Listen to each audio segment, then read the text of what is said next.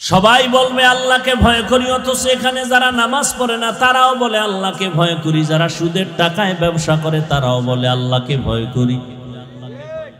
অথচ যাদের সুদের কারবার আছে, সুদের খাতায় যাদের নাম আছে, আল্লাহর কসম একবার, আল্লাহর কসম দুইবার, আল্লাহর কসম তিনবার, ওয়াল্লাহি বিল্লাহি তাল্লাহি, তারা জীবনভর তওবা না করা পর্যন্ত কোনোদিন নামাজ পড়লে কবুল হবে না, মোনাজাত দিলে কবুল হবে না, দান করলে কবুল হবে না, হজ করলে একটা লাব্বাইকও কবুল হবে না, এত শতবার কোরআন পড়লে একটা অক্ষরেরও সওয়াব পাবে না, বরং 24টা ঘন্টার সেকেন্ডে সেকেন্ডে সেকেন্ডে সেকেন্ডে অল টাইম মায়ের সাথে জিনার গুনাহ লেখা হবে।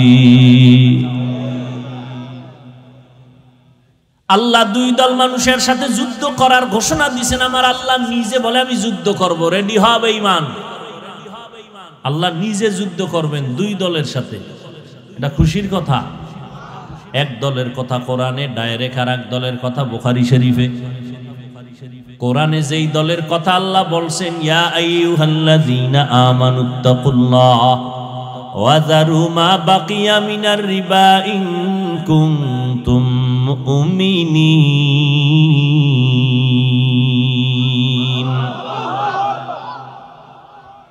সুদ থেকে বাঁচো, যদি না বাঁচো রেডি হও, আমি আল্লাহ তোমার সাথে যুদ্ধ করব।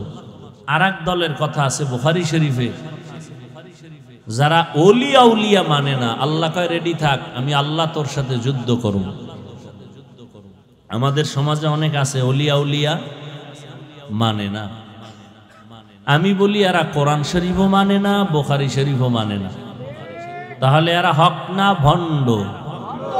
কেমন ভণ্ড? এদেরকে যারা ভণ্ড স্বীকার করবে না তারাও ভণ্ড। আল্লাহকে ভয় করার কথা আল্লাহ বললেন, তাকওয়া অর্জন করো। এই তাকওয়ার এত পাওয়ার, এত দাম। আল্লাহর কাছে সব থেকে প্রিয় হওয়ার একটাই মেডিসিন হলো তাকওয়া। ইন্না আকরামাকুম ইনদাল্লাহি আতকাকুম। আল্লাহ বলেন আমার কাছে দামি ওই বান্দা বান্দি যার অন্তরে থাকবে তাকওয়া, আল্লাহর ভয়। আপনার আমার নবী রহমতের নবী, আমার নবী যার কোনো গুনাহ নাই, নিষ্পাপ, ওই নবীকেও আল্লাহ বলেন, ও নবী আপনি আমি আল্লাহকে ভয় করেন। ইয়া আইয়ুহান নাবিয়্যুত্তাকিল্লাহ ওয়ালা তুতিইল কাফিরিনা ওয়াল মুনাফিকিন। নবীকেও আল্লাহ বলেন তাকওয়া অর্জন করো। এত বেশি এটার বয়ান কেন? বলে কোরআনের শুরুতেও তাকওয়া। আল্লাহ বলেন আমি দামি একটা কোরআন তোমাদের দিলাম, সবার জন্য দেই নাই। এটা এমন বান্দাদের জন্য, বান্দীদের জন্য দিলাম যাদের অন্তরে তাকওয়া আছে, তাদের হেদায়েতের জন্য কোরআন দিলাম। এটা এমন একটা কিতাব, যেই কিতাবটা ধরলে সওয়াব, দেখলে সওয়াব, পড়লে সওয়াব, যেই কিতাবের আওয়াজ কানে আসবে তাতেও সওয়াব। এত দামি কিতাব আল্লাহ দিলেন, যালিকাল কিতাবু লা রাইবা ফীহি হুদাল লিল মুত্তাকিন। মুত্তাকিনদের অনেক দাম। তাকওয়া আল্লাহর ভয় যারা অন্তরে জমা করবে তাদের অনেক মূল্য। আল্লাহ কোরআনে বলেন এই মুত্তাকি যারা হবে দুনিয়াতে আমি আল্লাহ তাদের 6টা পুরস্কার দিব, কিয়ামতের দিন 2টা দিব। কিয়ামতের প্রথমটা দিব বিনা হিসাবে জান্নাত, কিয়ামতের দিন আরেকটা বড় পুরস্কার দিব, পর্দা ছাড়া ডাইরেক্ট আমি আল্লাহর সাথে হবে মোলাকাত। ইয়া ইলাহি तू मेरा माबूद है, या इलाही तू मेरा माशूक है। তাকওয়া বড় দামি এক সম্পদ। আল্লাহর ভয় অন্তরে জমা করো। এখন সবাই বলে আল্লাহকে ভয় করি, নামাজ পড়ে না সেও বলে আল্লাহকে ভয় করি। ভয় করে না, করে না।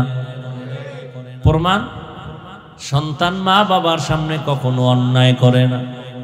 কেন? বলে শাস্তির ভয়। শিক্ষকের সামনে ছাত্র অন্যায় করে না কেন? বলে ভয়। ঠিক যারা আল্লাহকে ভয় করবে নই বান্দা বান্দি কখনো গুনাহ করবে না। কেন? আল্লাহর আযাবের ভয়। हर के दारत खौफे हक़दार दिल मदाम जन्नतुल मअवा देहद उरा मकाम जुज़बा हक़ ची ज़े मखाज़ इंसुजा फज़ले उ आमस्ते दर जुमला जहा। খারাপ লাগে আপনাদের? আল্লাহর ভয়। আবু বকর সিদ্দিক রাদিয়াল্লাহু তাআলা আন মদিনার রাষ্ট্র ক্ষমতায় আছেন। রাসূল দুনিয়া থেকে চলে গেলেন।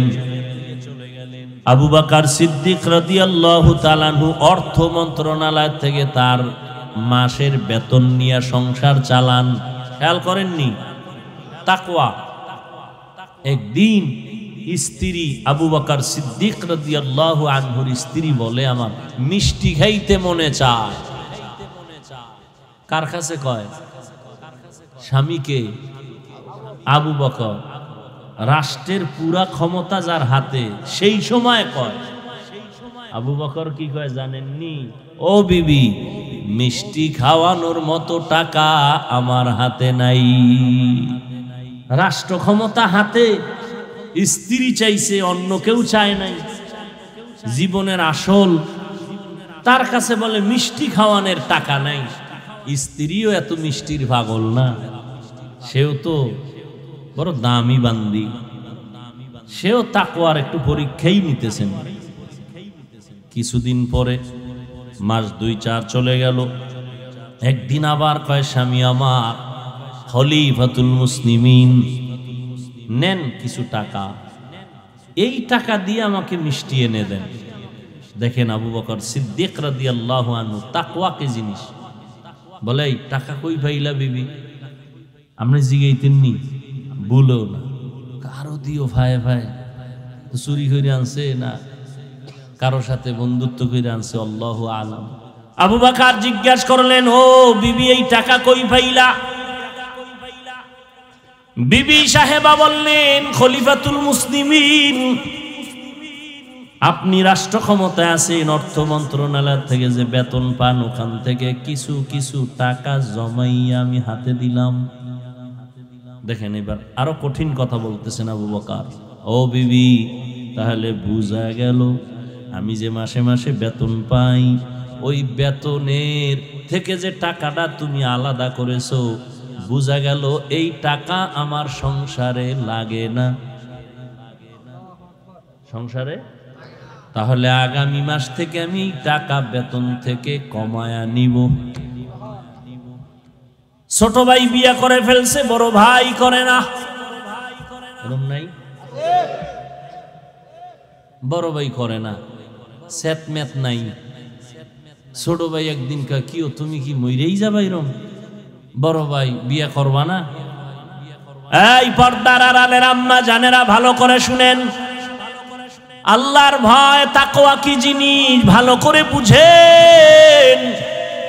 আপনার মতোই তো নারী সম্মানের মানদণ্ডে ছিলেন আম্মা জান আয়েশা রাদিয়াল্লাহু আনহা, খাদিজা রাদিয়াল্লাহু আনহা, রাসূলের কন্যা ফাতেমা রাদিয়াল্লাহু আনহা, ইসমাঈল নবীর মা হাজরা আলাইহা সালাম। আপনাদের মতো নারী ও মা ঈসা নবীর মা মারিয়াম আলাইহা সালাম। আপনাদের মতো নারী ফেরাউনের ঘরে থাইকা আসিয়া আমার মাওলার জান্নাত দেইখা জান্নাতে গেছি। যেই ফেরাউন না কয় আমি আল্লাহরে মানি না, আমি নিজেই বড় খোদা। যেখানে বাঘের ভয়, আসিয়ারে মাওলা এমন ভাবে কবুল করেছেন, রহমতের নবী বলেন কিয়ামতের দিন জান্নাতে আমি মুহাম্মদের সাথে আসিয়ার বিয়া হবে নতুন করে। এরে আম্মা জান, দেখেন আল্লাহর ভয়। তাকওয়া কি জিনিস? এই দুনিয়াতে ডাক্তার বলেন, ইঞ্জিনিয়ার বলেন, প্রফেসর বলেন, এসপি বলেন, ডিসি বলেন, ওসি বলেন, চেয়ারম্যান বলেন, মেম্বার বলেন, মাওলানা, মুফতি, মুহাদ্দিস বলেন, যত ভালো ভালো ভালো ভালো সন্তান আছে সব হলো ভালো মায়ের অবদান। সন্তান ভালো, এসপি সাহেবের ব্যবহার ভালো কেন, চেয়ারম্যানের ব্যবহার ভালো কেন? খোঁজ নিয়ে দেখবেন ওর মা ভালো। এরে আম্মা জানেরা, বড় ভাইকে ছোট ভাই বলে, ও ভাই আমি বিবাহ করে ফেললাম, সন্তান এসে গেল। এই যুবকেরা শোন, ভালো করে শোন, জীবনে চালাকি তো কম করলি না, কয়দিন আর করবি রে বাবা? এই চোখের সামনে কত যুবকের লাশ, গাড়ির নিচে যুবকের লাশ, পানির নিচে যুবকের লাশ, ঘুমের বিছানায় যুবকের লাশ। ইদানিং কালে ভালো ভালো মানুষ মরে যায়, বেশিরভাগ যুবকেরা মরে যায়। কোনো রোগ নাই, রোগ নাই, হঠাৎ করে কয় বুকে ব্যথা নাই। কিও ভালো মানুষটা হঠাৎ মরলো কেন? কয় নতুন করে এক হঠাৎ রোগের জন্ম হইছে জমিনে। ওই রোগের নাম কি? তুমি সুস্থ মনে কইরা না বেশি দিন বাঁচবা। আর সুস্থ মনে করার কোনো কায়দাই নেই। যেই পরিমাণ সারা রাত্র মোবাইল চালাও, এতে তোমার কিডনি, তোমার হার্ট, তোমার ব্রেন সব শেষ। আমি হুজুর বলছি এই জন্য তোমার গায়ে লাগে না। তুমি আজকে বাসায় গিয়া গুগলে ঢুকো, টাচ মোবাইলে তোমার দেহের কি ক্ষতি করে। আমগো গুনা টুনা তো আছে, এটি বয়ান আলাদা। তুমি নগদ কিছু ক্ষতির বয়ান আজকে গুগল থেকে নিয়ে নাও, ওখানে তোমার গুরুরা বসা আছে, আমগো হুজুর একজনও নাই। কি থিওরি দিছে এই টাচ মোবাইলে তোমার কি কি ক্ষতি করে। চোখের পাওয়ার নাই, কানের পাওয়ার নাই, ব্রেন নাই, জীবন নাই, যৌবন নাই, কিডনি নাই। এই কিডনির রোগী এখন কম না বেশি? বেশি। এরে আল্লাহর বান্দা, অথচ মানুষের জন্য আমার আল্লাহ দয়া করে শরীরকে সুস্থ রাখার জন্য একটা অমূল্য ঔষধ দিছেন, ফ্রি। রাতের ঘুম, এটা ফ্রি শরীরের ঔষধ, রাতের ঘুম। আর এই ঘুমটাকে তুমি জবাই করছো গজবের মোবাইল দিয়া। তোমার বয়স মাত্র 25, চেহারা কার্টুন কার্টুন ভাব, তোমার চেহারার মধ্যে কোনো আলো নাই, উজ্জ্বলতা নাই, দেখলে মায়া লাগে না। কারণ কি? অথচ আল্লাহর কসম 40 বছর পর্যন্ত কমপক্ষে তোমার চেহারা নষ্ট হবে না, কোনো মেডিসিন লাগানো লাগবে না। কারণ আমার আল্লাহ পুরো বডির মধ্যে চেহারাটা কুদরতের ছাপ লাগায়া দিছে। এই জন্য দেখছো নি, শীত শীত, হাত মোজা, পাও মোজা, শুধু চেহারাটা ছাড়া বাকি সব ইনটেক করে ফেলছে, প্যাকেট করছে না। যত রৌদ্র, যত ধুলা, যত বালু সব চেহারায়। বোঝ বোঝ, ভালো করে বোঝ। আমরা তো বুদ্ধিমান না, বোকা। বোকাদের কথা একটু শোন, দেখ দেমাগে ধরেনি। যুবকদেরকে বলছি, সব ধুলা বালু চেহারায় লাগলো। এবার গোসলখানায় গেলা, শরীরে ধুলা লাগে নাই, রৌদ্র লাগে নাই, বালু লাগে নাই, পোশাক দিয়ে আটকাইছো, শীত চেহারায় লাগছে সব। গোসলখানায় গিয়া দেখবি শরীরটারে সাবান না দিলে ময়লা যায় না। আর যেই চেহারায় ধুলা বালু রৌদ্র লাগলো, ওখানে কোনো সাবান লাগবে না, হালকা পানি দেও, পুরা বডির মধ্যে চেহারাই তোমার উজ্জ্বল। এই চেহারাটারে নষ্ট করে ফেললি মাত্র 25 থেকে 27, 30 বছরের মধ্যে। অথচ 40-এর আগে চেহারা নষ্ট হবে না। একমাত্র কারণ এই গজবের মোবাইলে সারা রাত কবিরা গুনাহ করছো। রাতের ঘুম ছিল শরীরের ঔষধ, এই ঔষধ ব্যবহার করো নাই। হাসলেও লাভ নাই, কপাল পুরুলে মরণের আগে কপাল জোড়া লাগবে না। রাস্তায় ল্যাংটা পাগল হয়ে ঘুরে, বেয়াদবির পরিণাম ফল খারাপ। মরার আগেই বিছানায় পঙ্গু হয়ে যাবি, কান্না করেও আর কিনারা পাবি না। ও যুবক, ভালো করে বুঝো। ছোট ভাই জিজ্ঞাসা করে, বড় ভাই তুমি বিবাহ করো না কেন? আমি তো বাচ্চার বাবা হয়ে গেছি, মনে আসেনি?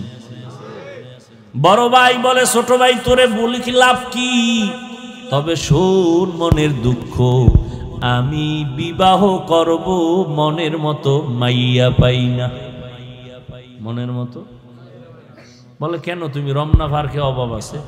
ছোট ভাই মনে করছে তাহলে একটা জাতের মাইয়া লাগবে, সুন্দরী রূপসী ডানা কাটা পরি। কি ডানা কাটা পরি মানে কি? তোর ঘরে আইয়েই ডানা কাটবে, তোর মায়ের ডা কাটবে, তোর বাবার ডা কাটবে, শেষে তোর ডা কাটটা রাস্তার ফকির বানায় বলবে আমি হিজরত করলাম। ছোট ভাই খোঁজ খবর নিয়ে খেয়াল করেন, মোনাজাত দিয়ে দেব। ছোট ভাই খুঁজা টুইজা একটা মাইয়া পাইছে, সম্ভ্রান্ত পরিবারের ডানা কাটা পরি। এবার বলে বড় ভাই জাতের মাইয়া পাইছি, লেখাপড়ার কমতি নাই, সার্টিফিকেট সব ফার্স্ট ক্লাস ফার্স্ট, সুন্দরী রূপসী হাজারে এক খান, ডানা কাটা ভরি। খবর টবর শুই না বড় ভাই কয় মইরা জামু, এই মাইয়া বিয়া করমু না। এই খুব খেয়াল করো বাবা, খুব একটা কঠিন ঘটনা আমি টানতেছি। ঘটনাটার সত্যতা আজকে বাসায় গিয়া মোবাইল থেকে যাচাই করবা, গুগলে নামটা বলবো একেবারে শেষে। এবার বড় ভাই বললো এই মাইয়া আমি বিবাহ করবো না। ছোট ভাই বলে তাহলে তুমি কি চাও? তোমার কপালে বিয়া নাই। শোন, আমার নিয়ত যদি খাঁটি হয় আমার আল্লাহ পূরণ করবেন। এবার তোমার কি নিয়ত? আমি এমন একটা মাইয়া চাই যেই মেয়ে আমার ডান হাতটা ধইরা আমাকে জান্নাতে ঢুকায় দিবে। তুমি কোন মাইয়া চাও? চাওয়ার আগেই ভাইয়া লাইছি, সব অনলাইন। কি অনলাইনে এখন বাজার পাওয়া যায়, চাউল পাওয়া যায়, পোশাক পাওয়া যায়, তার বাদ রাখবি কি? ওটাও পাইছো বোনাস। তবে রেডি থাক, কপালে বিয়া তো নাই। 99% তোর কপালে বিয়া নেই, 1% থাকতে পারে, তবে বউ পাবি না, পাবি জল্লাদ। এক জল্লাদ জুতা দিয়া তোরে বাইরে এরপরে টের পাওয়ায় দিবে। চার মাইয়ার ইজ্জত নষ্টের জাল কেমন। চার মাইয়ার ইজ্জত খাইছো না, এক মাইয়া হিসাব মজা বুঝাই দিবে। কত ধানে কত চাল টের পাবে। লিখে রাখ। দলিল চাও? দলিল আছে কোরআনের আয়াত। সময় নেই আমার ওদিকে ঢোকার, আমি ঘটনাটা শুনাইতেছি। পর্দার আড়ালের আম্মা জানেরা ভালো করে শুনেন, ও বোনেরা শুনেন। আপনার মতো কত মা এখনো এলাকায় আছে, 5 বেলার নামাজ পড়ে, স্বামীর মাল হেফাজত করে, সন্তানগুলোকে মানুষ বানাবার মেহনত করে নাই? ও আম্মা জানেরা একটু নিজে নিজে ভাবেন, আপনি কেন পারবেন না? ও পর্দার আড়াল বোনেরা, আপনার মতো কত বোন লেখাপড়া করে, মোবাইলে সময় নষ্ট করে না, চরিত্র নষ্ট করে না, কোনো যুবকের উপরে চরিত্রের হামলা করে না, নামাজ পড়ে পর্দা করে, এরকম মহিলা নাই? বোনেরা নাই? ও বোনেরা, আপনি কেন পারবেন না? ও যুবক, জীবনে মাদ্রাসায় পড়ে নাই, স্কুলে পড়ে, কলেজে পড়ে, চাকরি করে, ব্যবসা করে, RAB, army, police, BDR, doctor, professor, engineer, OC, DC SP, মাদ্রাসায় জীবনেও যায় নাই, জেনারেল লাইনে থাকিয়া আজও 5 ওয়াক্ত নামাজ পড়ে আছে। বাস আমগো হুজুর বাদ দাও, তোমারে জুতার বাড়ি দিতে তোমার লাইনের নামাজই যথেষ্ট, আমগো হুজুর লাগবে না। আল্লাহ বলবে বেঈমান, তোর লাইনে থাইকা চাকরিজীবী নামাজ পড়লো, তুই পারলি না কেন? তোর লাইনে থাইকা যুবক নদীর মধ্যে মাছ ধরছে, নামাজ ছাড়ে নাই, তুই কেন পারলি না? জমিনে কাজ করিয়াও নামাজ ছাড়ে নাই, বল তুই কেন নামাজ পড়ো নাই? এবার ছোট ভাই ডাক দিয়া ছোট ভাই বলে, ও বড় ভাই, এমন একটা মাইয়া চাও যে তোমার হাতটা দইরা জান্নাতে নিবে, এমন কোন মেয়েও নাই, তোর কপালে বিয়াও নেই। বড় ভাই জবাব দিছে কি বলছেন একটু আগে, নিয়তটা যদি আল্লাহর জন্যই খাঁটি হয় আল্লাহ ফিরাইয়া দিবেন না। কিছুদিন পরে খবর আসলো, পাশের বাড়িতে একজন আল্লাহর ওলি মাঝে মাঝে আসেন মানুষের নিয়ে দোয়া করার জন্য। আমাদের দেশে জৈনপুরে হুজুরেরা আসে না, বড় বড় আল্লাহওয়ালারা, এখন তো কমে গেছে, আগে আসতো, সপ্তাহ মাস এক এক এলাকায় থাকতেন, থাইকা মানুষের জন্য দোয়া দায়ী করতেন। আবার চলে যাইতেন। আগের আল্লাহ আল্লাহরা এমন ছিলেন। আর না আমরা খারাপ হয়েছে, আল্লাহ আল্লাহ নাইব কিন্তু সব বেপর্দা, ভাত খাইবে হুজুর। এই যে আল্লাহ আল্লাহরা বেনামাজি মহিলার হাতের পাক খায় না, এখনো কিছু আল্লাহ আল্লাহ এখনো আছে। আমগো ঘরে সব হইল বেনামাজি, কি পৃথিবীতে এর থেকে আর উল্টা পাল্টা কিছু নেই। এর পাক যদি খায় একজন বুজুর্গ, আর বুজুর্গগিরি ওখানে শেষ। কয়জনে বুকে হাত দিয়ে বলতে পারবেন আপনার স্ত্রী পর্দা সহকারে অজু সহকারে রান্না কইরা আপনার ঘরে খানা পাকায়? 1 কোটির মধ্যে একজন পাইবেন কিনা সন্দেহ নাই, বলবো না, আছে। তবে 1 কোটিতে একজন পাওয়া কষ্ট। অথচ আপনি তো মনে করতেছেন আপনি ভিআইপি প্যাকেজের হাজি, পিসাবের মুড়ি, তাবলিগওয়ালা। হ্যাঁ, এ আম্মা জানেরা ভালো করে শুনেন, বড় ভাইয়ের ভরসা কার উপর? ওয়া মান ইয়াতাওয়াক্কাল আলাল্লাহ ফাহুয়া হাসবুহ। আল্লাহর উপরে ভরসা যদি করে আল্লাহ তার জন্য যথেষ্ট। সমুদ্রে তুফান শুরু হইছে, জাহাজে মাল নিয়ে যাইতেছে, জাহাজ গেছে ডুবে। জাহাজের মালিক ঢাকা অফিসে বসে আছে, হঠাৎ খবর আসলো তোমার জাহাজ ডুবে গেছে। মালিক তো দেখে নাই। দেখেন কুদরত কি, মালিক বয়ে বয়ে খায়, আল্লাহর কসম আমার জাহাজ ডুবে নাই। তুমি দেখছো? কয় দেখি নেই। খবর নাও, খবর নিয়ে দেখে ঠিকই তার জাহাজ ডুবে নাই, আর একটা ডুবছে। এখনকার ভাই তুমি ঢাকায়, সমুদ্র রইছে কোথায়, সেখানে জাহাজ ডুবছে, তুমি এখানে কসম খাইয়া বললা ডুবে নাই। তোমার ভিতরে পাওয়ার কি? আমার উপরে, আমার অন্তরে পাওয়ার আল্লাহর উপরে ভরসা। কি? রসুল বলছেন মালের জাকাত ঠিক মতো যদি আদায় করে আল্লাহ ফেরেশতা দিয়া তার মাল হেফাজত করে। তাহলে আমি ঠিক মতো জাকাত দেই, আমার মাল নষ্ট হবে কেন? কি? যারা ব্যবসা করেন, আপনার দোকানে চুরি হয় কেন? আপনি যে কাস্টমারেরটা চুরি করছেন, ধোকা দিছেন, 5 টাকার মাল 13 টাকা, কি আপনি চালাক কমনি? অন্যায় তো আপনি আগে করছেন, তা আপনার দোকান চুরি হইব নাকি আমার দইব? আল্লাহর উপরে ভরসা করে আছে বড় ভাই। কিছুদিন পরে খবর, পার্শ্বের এলাকায় একজন বুজুর্গ আল্লাহওয়ালা আসছেন, ফজরের সময় চলে গেছেন তার থেকে একটু দোয়া নেওয়ার জন্য। আকাশেতে লক্ষ তারা, এক চাঁদের আলো, লক্ষ মানুষ থেকে একজন আল্লাহওয়ালা ভালো। হুজুর একটু দোয়া করেন আমার জন্য। বাড়ি কই? অমুক জায়গায়। বিয়া করছেন, সন্তান কয়টা? কয় বিবাহ করি নাই। কেন করেন না? বয়স তো বেশি। কয় হুজুর এমন একজন মাইয়া তো পাই না। কি মাইয়া চাও? বলে যেই মেয়েটা আমার স্ত্রী হইয়া আমাকে জান্নাতে ঢুকায় দিবে ডান হাত ধরে। খেয়াল করেন, কথা বলতেছে আল্লাহর ওলিয়ার, উনি একা, আর কেউ নাই, নির্জনে কথা। হঠাৎ মসজিদের বাহিরে জানালা থেকে একজন কণ্ঠে মহিলার আওয়াজ সালাম দিলেন। আল্লাহর ওলির কাছে দোয়া চাইতেছেন, হুজুর আমি এই এলাকার একটা কন্যা, একটা মেয়ে সন্তান আসছি দোয়ার জন্য। মা তোমার বয়স কত? এত বিয়া হইছে নি? কয় হয় নাই। বয়স তো বেশি বেশি লাগে, এখনো কেন বিবাহ বসো না? মেয়েটা ডাক দিয়া কয় হুজুর আমি যে স্বামী নিব, জমিনে এমন কোনো আমার মনের মতো স্বামী পাই না। কেমন স্বামী চাও? এমন একজন স্বামী চাই যে আমার স্বামী হইয়া আমার হাত ধরে আমাকে জান্নাতে ঢুকায় দিবে। জিন্দেগি মে বন্দগি তু করনা হে,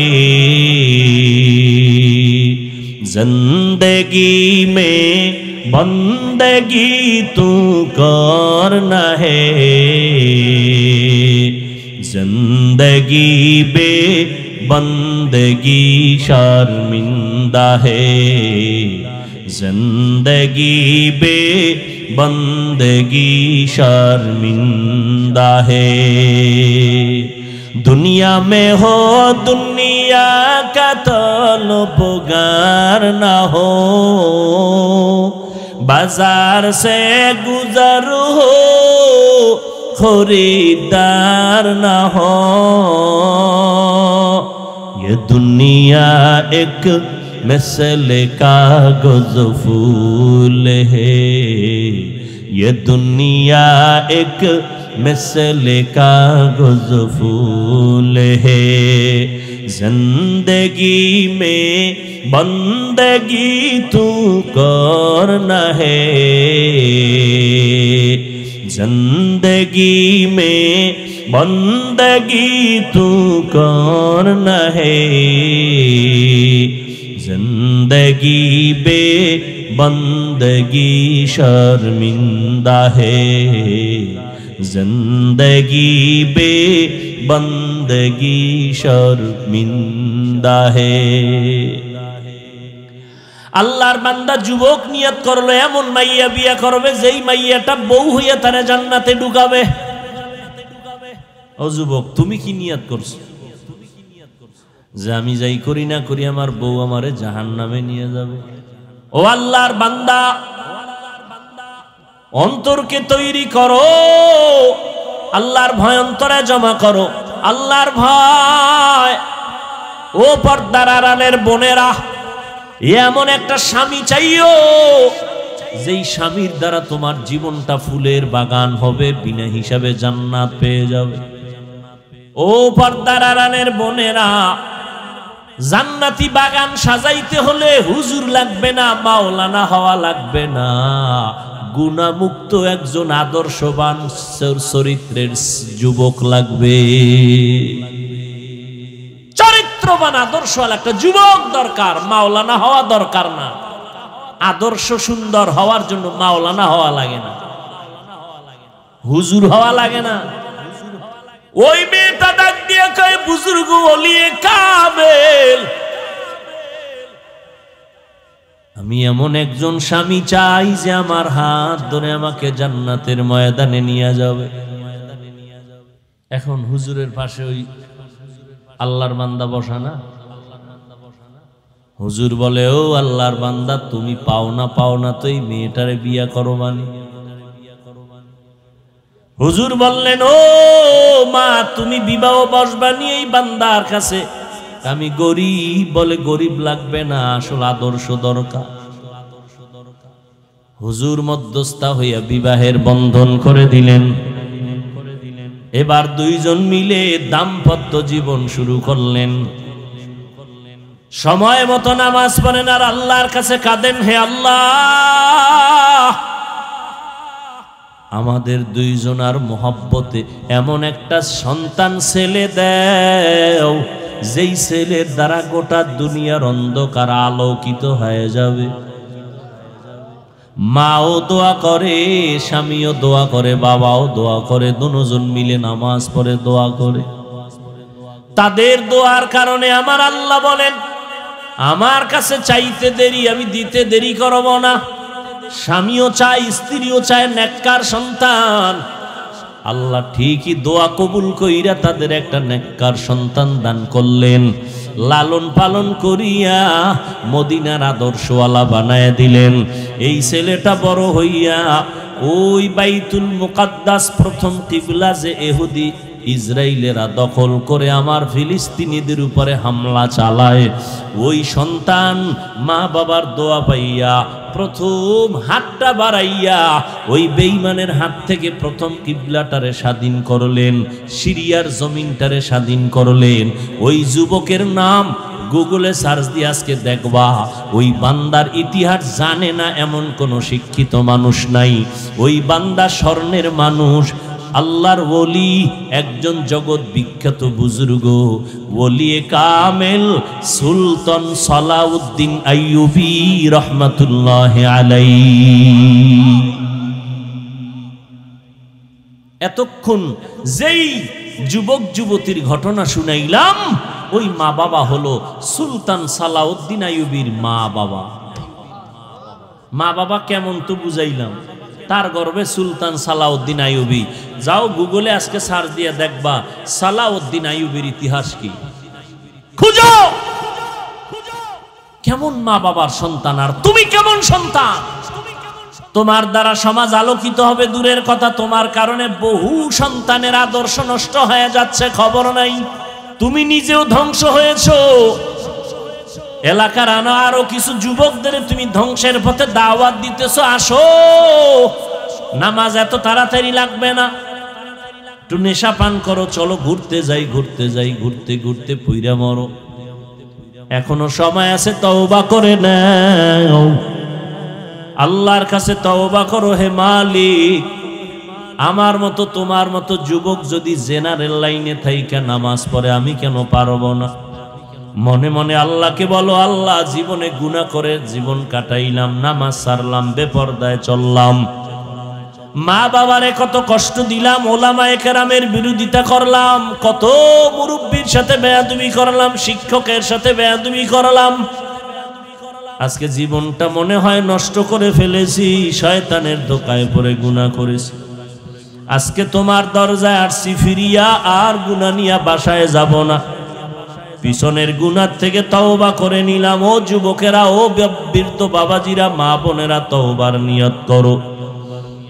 আজকে থেকে আল্লাহর কাছে বলো, হে মালিক, জীবনে আর নামাজ ছাড়বো না, বেপরদায় চলবো না, মা বাবাকে কষ্ট দিব না, ওলামায়ে কেরামের পরামর্শ নিয়া, মা বাবার দোয়া নিয়া, নবীর তরিকা অনুযায়ী চলবো। তওবা করার মতো যদি অন্তর তৈরি হয়, মুনাফিকি যদি না থাকে, খাঁটি তওবার নিয়ত যাদের অন্তরে আছে, দুটো হাত আল্লাহকে দেখায়া দাও। আয় আল্লাহ, হাতগুলো কবুল করে নেন, তওবা কবুল করে নেন, তওবার উপরে মজবুত হইয়া আমাদের চলার তৌফিক দান করেন, আমিন। আলহামদুলিল্লাহি রাব্বিল আলামিন, والصلاة والسلام على سيد الأنبياء والمرسلين وعلى آله وأصحابه أجمعين يا أرحم الراحمين يا أرحم الراحمين يا أرحم الراحمين رب ارحمهما كما ربياني صغيرا اللهم إنك عفو كريم تحب العفو فاعف عنا اللهم إنا نسألك رضاك والجنة ونعوذ بك من سخطك والنار ربنا ظلمنا أنفسنا وإن لم تغفر لنا وترحمنا لنكونن من الخاسرين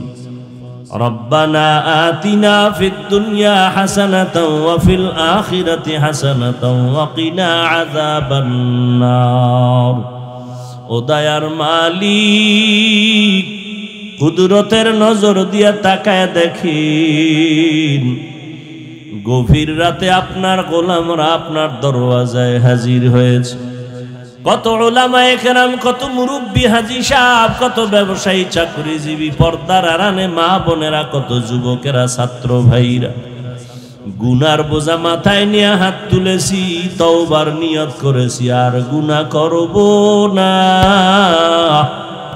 মেহেরবানি করে আমাদের সবার গুনাহগুলো মাফ করে দেন আল্লাহ। আয় আল্লাহ, মাহফিল কবুল করে নেন, আয়োজনকারী, সহযোগিতাকারী, দান সত্তাকারীদের কবুল করে নেন, এলাকার ঘরে ঘরে শান্তি দান করেন, মা বোনদের আবেদা পর্দানিশী বানায় দেন, সন্তানগুলো নেককার বানায় দেন, মাদ্রাসা মসজিদ কবুল করে নেন, অন্যান্য শিক্ষা প্রতিষ্ঠান নবীর আদর্শে কবুল করে নেন। আয় আল্লাহ, এলাকার যত দ্বীনি প্রতিষ্ঠান, মাদ্রাসাগুলো কবুল করে নেন। ও দয়ার মালিক, সন্তানগুলো নেককার বানায় দেন।